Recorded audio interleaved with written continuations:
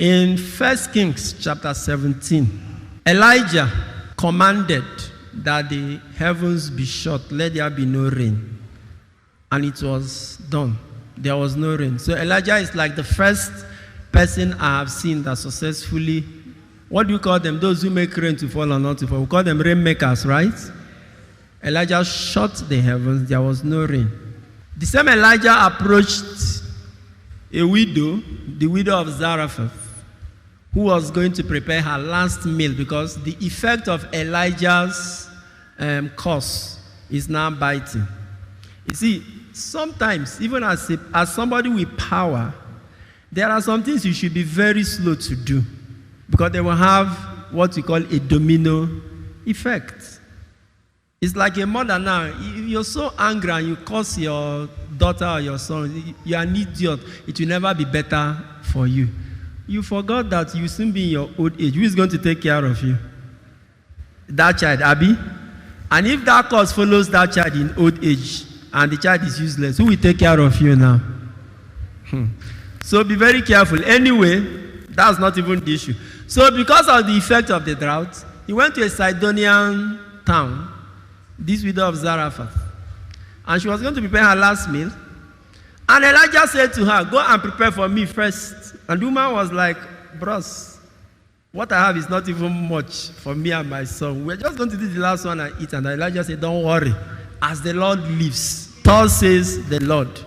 He said, the jar of meal shall not run dry, nor the jug of oil, until the Lord sends rain. I don't know how long, 2 years, 3 years, they ate from that little thing. Every time, it never went dry. That's Elijah. In the same house, the woman's child died. Elijah resurrected him. Then in chapter 18, we know the epic battle between Elijah and the prophets of Baal. You remember? The God that answered by fire, let him be the Lord. 450 prophets prayed from morning till evening. Did anything happen? No. Less than 30 seconds, Elijah spoke. What happened? Fire came down from heaven. Elijah confronted the king. The king will see Elijah and buckle in fear. The king was scared of Elijah. Every time he saw Elijah, he was like, oh, the trouble of Israel. What have I done? The king is the highest ranking person. In fact, he's the principality and the power of the kingdom. He was scared of Elijah. Elijah could confront him. Nothing will happen. But in chapter 19, today, Elijah is running. Not only running, he's asking God, take away my life. Who is pursuing him? Mighty man. Do you know who is pursuing him? Who? Jezebel. Woman. Somebody put on somebody's plate number. We saw somebody's plate number is fear women. What? Elijah was not afraid of anyone else except when Jezebel now sent messages. The message she sent to him, she said to him, bros, by this time tomorrow, if what you did to those prophets, if I don't make them happen to you, let my gods strike me. Elijah ran. Only statement from a woman. Women, anybody will no fear on another person will go fear. But let's leave women there. The answer, who is pursuing Elijah? Who is actually chasing him? Why is he running? No human being is too strong. Or no human being is so strong that he or she cannot fall. No human being.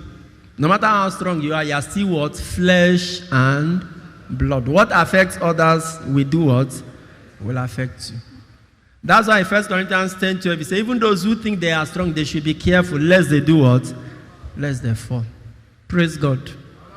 So, you are flesh and blood, you can fall. I've told you before, all of us are vulnerable, all of us are susceptible. What has made others cry can make you cry. What has made others run can make you run.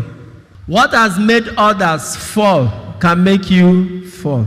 So if it has not happened to you, don't ever imagine that there is something special about you that is making you to stand. Sometimes the difference between you and those who are falling is that you have not been in the situation where they are. Yeah, it's not that girl, useless girl, Ashao. She's going up and down. Keziah, don't worry.